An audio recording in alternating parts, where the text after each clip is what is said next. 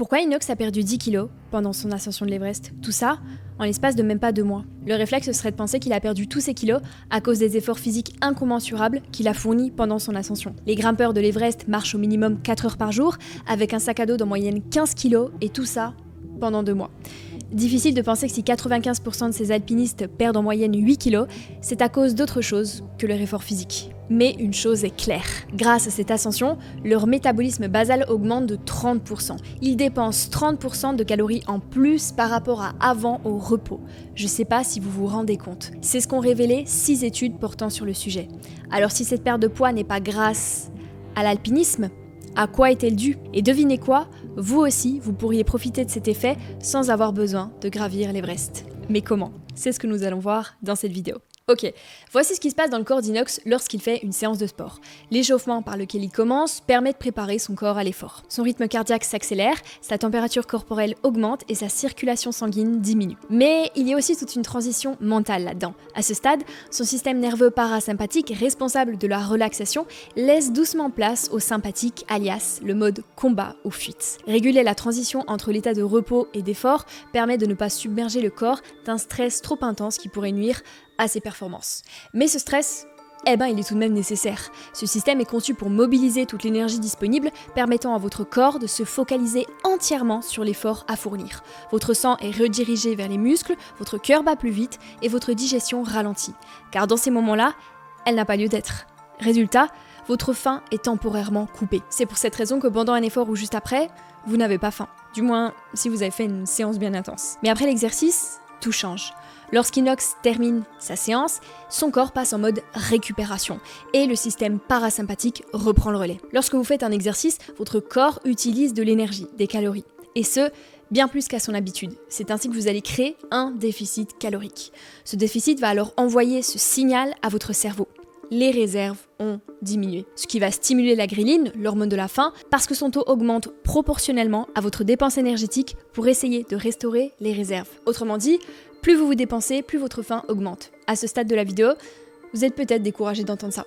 Et je vous comprends, surtout si votre objectif était de maigrir grâce au sport. Mais heureusement que ce mécanisme existe. En effet, si votre faim ne s'ajustait pas à votre activité physique, le déficit serait trop important et votre poids descendrait de façon excessive et potentiellement dangereuse. C'est d'ailleurs pour cette raison qu'Inox n'a pas perdu de poids lorsqu'il a commencé le sport. Malgré ses footings d'1h15 tous les 2 jours, ses séances de musculation, d'escalade et parfois d'alpinisme. Cet exemple nous démontre clairement que sa perte de poids à l'Everest n'est pas due à son activité physique. Sinon, il aurait déjà perdu du poids pendant cette préparation ultra énergivore. Mais alors, pourquoi est-ce qu'il a perdu autant de poids lors de son expédition? Qu'est-ce qui a fait la différence? Après toutes ces explications, il semble logique de conclure que si une personne parvient à maigrir, c'est parce qu'elle ignore ses signaux de faim. Et c'est sans doute vrai pour certaines personnes. Mais heureusement, il y a des exceptions. Certains mincissent sans avoir à déplacer des montagnes. Ce jeu de mots est complètement naze, sans avoir à mourir de faim chaque jour. Et c'est notamment le cas d'Inox qui, comme vous le savez, n'a pas volontairement perdu ce poids. Alors, pourquoi et à quel point ce mécanisme peut-il être altéré chez certaines personnes? Ned Kelly. Ce nom est bien connu dans le monde de l'alpinisme. En 1975, Ned s'attaque à l'un des plus grands défis de l'histoire, l'ascension de l'Everest sans oxygène. À cette époque, personne n'a encore réussi cet exploit. Le 13 septembre 1975, toutes les conditions semblent réunies pour qu'il devienne le premier à y parvenir. Après un mois d'acclimatation, c'est enfin le jour J pour cet alpiniste. C'est rempli d'espoir et en pleine nuit qu'il se dirige vers son objectif. À 8200 mètres d'altitude, avec une météo parfaite et un chemin dégagé de tout obstacle, il n'est plus qu'à 600 mètres du sommet. Son rêve est à portée de main. C'est alors que Ned chute violemment. Une chute qui lui sera fatale. Les chutes sont causées par des crevasses, des rafales de vent, des avalanches ou encore des embouteillages. Ned, lui, n'a été confronté à aucun de ces obstacles. Il n'aurait pas dû mourir. Au même titre que Mallory, Yvrine, Peter et encore bien d'autres. Alors comment est-ce qu'un alpiniste aussi expérimenté que Ned a pu tomber aussi bêtement? En fait, ses capacités cognitives étaient tellement altérées par le manque d'oxygène qu'il ne savait même plus où il allait. Et comme vous vous en doutez, la concentration n'est pas la seule chose à être affectée dans ce genre de conditions aussi extrêmes. Il faudra attendre 1978 pour qu'un alpiniste réussisse enfin l'ascension de l'Everest sans oxygène. Messner.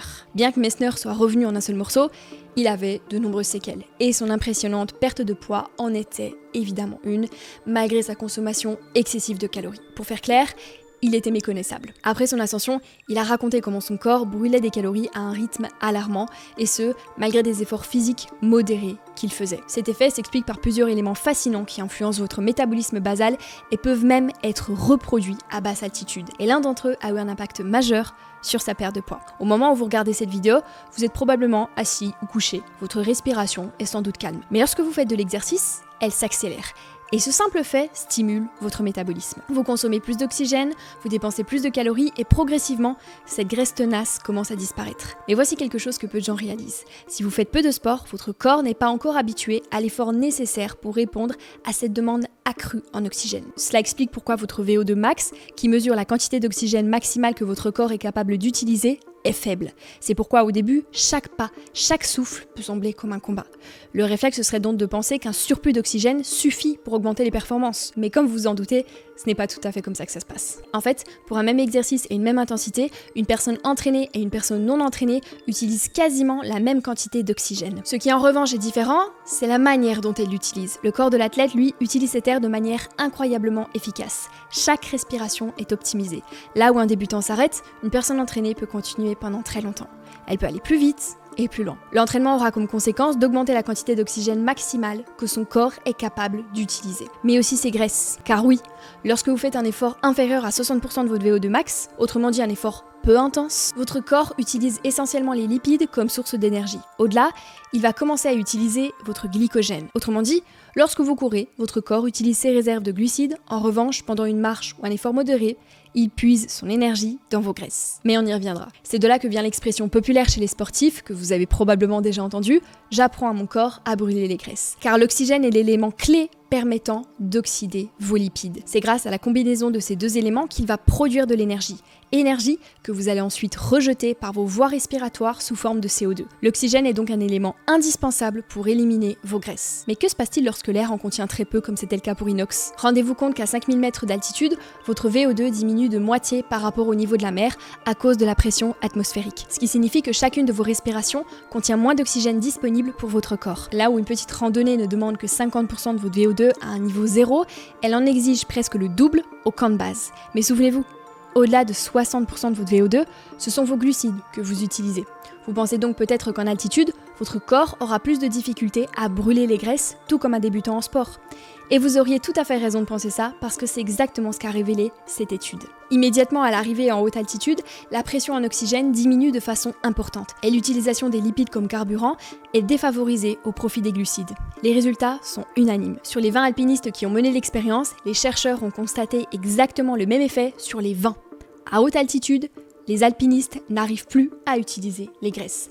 Plusieurs recherches ont souligné que de façon naturelle, leurs préférences nutritionnelles s'orientaient vers des aliments riches en glucides par effet de compensation. Tout ça parce que la combustion des glucides nécessite moins d'oxygène que celle des lipides, ce qui renforce d'autant plus le constat initial. Ces difficultés pour leur corps à utiliser les lipides expliquent en partie pourquoi Inox et ses collègues étaient si fatigués. Mais cela n'explique pas pourquoi une bonne partie des alpinistes perdent jusqu'à 15 kg. Mais rappelez-vous, cette fatigue n'est que temporaire. Au bout de quelques jours, leur énergie semble petit à petit revenir. Parce qu'après acclimatation, il se passe quelque chose d'incroyable. Et heureusement, sinon, ils n'auraient jamais l'énergie nécessaire pour gravir l'Everest. La raison pour laquelle ils ne perdent pas particulièrement de poids au début n'a rien à voir avec l'incapacité de leur corps à utiliser les graisses. Qu'importe la ressource utilisée, elles sont de toute manière interconnectées. Si l'une est manquante, l'autre va compenser. Sinon, cela reviendrait à dire que pour perdre du poids, mieux vaut marcher que courir. Alors qu'on sait tous que la dépense de calories est bien plus importante lors d'une course que lors d'une petite marche. Alors, est-ce qu'on brûle plus de calories lors d'un effort en altitude ? Bah pas vraiment. Il semble que le coût énergétique d'une contraction musculaire soit inchangé. En fait, cet environnement est si hostile et inhabituel pour leur corps qu'ils n'arrivent pas à s'adapter. Ce qui les fatigue tellement qu'ils sont bien sûr obligés de se reposer un maximum. Il est évident que si vous restez allongé toute la journée, vous dépensez très peu de calories. Mais petit à petit, leur métabolisme de base va augmenter pour mieux s'adapter à cet environnement. Le manque d'oxygène présent dans l'air oblige votre corps à mieux l'utiliser pour vivre tout simplement. Exactement comme quand vous faites une séance de sport. Votre cœur pompe plus, vous respirez plus vite et sa production de globules rouges augmente. Vous ne le voyez pas, vous ne le sentez pas, mais votre corps dépense bien plus de calories. Et c'est à ce moment précis qu'Inox va se mettre à perdre beaucoup de poids. Le corps arrivant enfin à utiliser l'oxygène fournit davantage d'énergie. C'est ainsi que vous êtes enfin en bonne forme et que vous dépensez une quantité d'énergie phénoménale sans même le savoir. À 5000 mètres d'altitude, votre métabolisme de base augmente de 30%. Mais lorsque vous êtes très entraîné, ce n'est pas votre métabolisme de base qui augmente, sauf si vous êtes dopé et que vous prenez 30 kg de muscle. En fait, c'est surtout votre métabolisme énergétique qui augmente. Comprenez bien, la quantité d'énergie nécessaire pour déplacer un meuble est la même pour tout le monde. Autrement dit, deux personnes qui font le même exercice avec la même intensité dépensent quasiment les mêmes calories. Mais la personne entraînée, elle, peut déplacer facilement des meubles pendant 2 heures, ce qui augmente inévitablement sa dépense. Et c'est une excellente nouvelle pour vous, puisque cela signifie qu'en repoussant quelquefois les limites de votre corps, vous pourrez dépenser beaucoup plus de calories. Encore faut-il savoir le faire. Et alors, vous n'avez pas oublié une chose dans tout ça ? Votre faim. Rappelez-vous du début de cette vidéo. N'est-elle pas censée augmenter pour compenser cette dépense de calories accrue ? En théorie, oui, mais comme vous l'avez vu dans le documentaire, ce n'était pas le cas pour Inox et pour beaucoup d'alpinistes. Alors pourquoi ce mécanisme est altéré chez eux ? Et est-ce le cas pour toutes les personnes habituées à la haute altitude ? Difficile de faire un parallèle avec votre propre expérience si vous n'êtes pas né dans la montagne. Mais pensez à la dernière fois que vous avez pris l'avion. N'avez-vous pas senti une perte d'odorat et de goût ? Le mucus joue un rôle essentiel dans la diffusion des saveurs. En temps normal, il est évacué dans l'arrière de la gorge, sauf si vous avez un rhume. C'est pour cette raison que vous ne sentez ni les saveurs, ni les odeurs lorsque vous êtes malade. Plus vous montez en altitude, plus l'air devient sec. À bord d'un avion, la cabine est évidemment pressurisée pour vous permettre de respirer normalement. Mais cette pressurisation ne vous permet pas d'être au niveau de la mer. Elle équivaut à environ 3000 mètres d'altitude.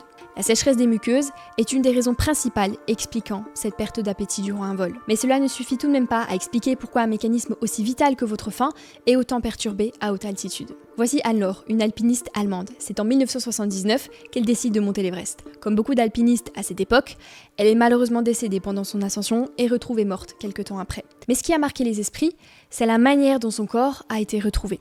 Gelé et surtout nu. La froideur paradoxale est aujourd'hui un phénomène bien connu dans le monde de l'alpinisme.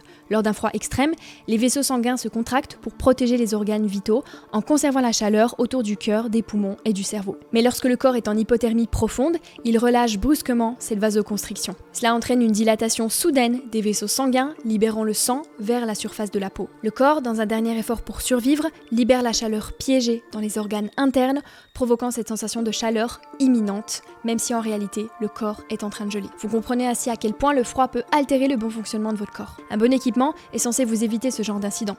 Mais si vous montez au sommet de l'Everest, vos vaisseaux vont par moments se contracter. Cette vasoconstriction entraîne un afflux sanguin autour de vos organes vitaux, comme le cœur et le cerveau. Le système digestif, pendant ce temps, est mis de côté. Une diminution d'afflux sanguin vers ce dernier entraîne une réduction de votre appétit plus ou moins significative. Lorsque vous avez excessivement froid, manger n'est absolument pas une priorité pour votre corps, et surtout pas lorsqu'il manque d'oxygène en parallèle de tout ça. C'est pourquoi vous pouvez subir le mal des montagnes. Dans le pire des cas, cela peut entraîner des vomissements incontrôlables et d'autres symptômes gastro-intestinaux pouvant provoquer votre mort. Et dans le meilleur, vous subissez simplement une perte d'appétit plus ou moins importante. Mais une question importante se pose. Les Sherpas, qui vivent toute l'année en altitude, n'ont-ils jamais d'appétit ? Ce mécanisme finit-il par se réguler au bout d'un moment ? Eh bien, il semblerait qu'une vie à haute altitude augmente votre espérance de vie de manière significative grâce à l'amélioration de votre santé cardiovasculaire. Tout demande un effort, donc c'est comme si vous faisiez régulièrement du sport. Plus besoin de faire du sport pour en avoir les bénéfices.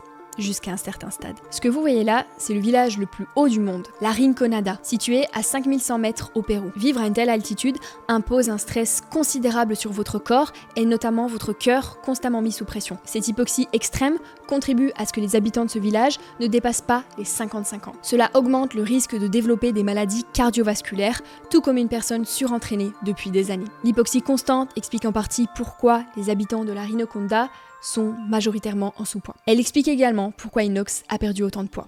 En attendant le jour du sommet, Inox monte des montagnes, et ce, pendant 2 mois. Le camp 1 situé à 6000, puis le camp 2 situé à 6400, etc., etc. Plus vous montez, plus votre métabolisme de base augmente, tandis que votre appétit diminue considérablement. Une fois au sommet, le stress sur votre corps est si intense qu'une importante perte de poids devient inévitable. Et là, j'ai une question majeure. Est-ce que ces effets sont durables ? Est-ce que des vacances en altitude peuvent vous permettre d'accélérer votre métabolisme pour toujours ? Il serait naturel de penser que les Sherpas ont plus d'appétit lorsqu'ils descendent au niveau de la mer. Mais c'est étonnamment le contraire qui se produit. À basse altitude, les Sherpas peuvent ressentir un choc environnemental avec une sensation de lourdeur, voire même de nausée car leur organisme est mieux adapté à l'environnement pauvre en oxygène. Le sang est si épais en raison de l'excès de globules rouges que des caillots peuvent se former. Mais tout comme vous pouvez vous adapter à la haute altitude, il est également possible et indispensable pour un Sherpa de s'acclimater au niveau de la mer si besoin. Dans un sens comme dans l'autre, ces effets sont donc temporaires. Bien que le métabolisme d'Inox reste particulièrement élevé lors de son retour en France, cela ne dure que quelques jours, le temps que son corps s'acclimate de nouveau. Ce qui explique pourquoi, aujourd'hui, il a repris ses 10 kilos. Conclusion, vivez au sommet de l'Everest pour perdre un maximum de poids. Alors quelles leçons pouvons-nous tirer de toute cette histoire pour garantir le succès de votre perte de poids? Vous l'avez compris, votre métabolisme de base ne change pas. Hormis si vous prenez 20 kilos de masse musculaire ou que vous partez vivre dans la montagne, celui-ci est très peu malléable. Le deuxième pilier de la perte de poids est quant à lui beaucoup plus flexible. Mais attention, l'augmentation de vos besoins énergétiques peuvent être compensés par votre appétit. Et c'est bien souvent ce qui se passe. Ce qui explique que beaucoup de personnes font du sport sans perdre un seul gramme. Et c'est là que le troisième pilier entre en jeu. Et il est indissociable du reste. Augmenter son métabolisme, c'est bien. Mais cela n'a pas d'intérêt si vous ne gérez pas correctement vos entrées de calories. Tout comme il est inutile de chercher à augmenter votre salaire sans tenir compte de vos dépenses. Alors est-ce que la gestion de votre appétit serait la clé pour vous aider à perdre du poids? Il ne s'agit là en aucun cas d'ignorer votre faim, mais de la diminuer. Et la première étape pour faire ça serait de ne pas accorder trop d'importance à votre perte de poids. Inox n'a pas voulu maigrir, et pourtant, c'est ce qui s'est passé. Paradoxalement, le fait de ne pas trop vous concentrer sur votre perte de poids pourrait vous faire perdre du poids. Ainsi, vous serez moins focalisé sur votre appétit. Des centaines d'astuces existent pour diminuer votre appétit. Et l'une d'elles consiste à réaliser ses rêves. Et c'est exactement la morale de Kaizen. Votre amaigrissement n'est probablement pas votre plus grand rêve. Réfléchissez-y et rendez-vous dans la description si vous voulez en savoir un peu plus. Et moi je vous dis à très vite pour la prochaine vidéo. Ciao!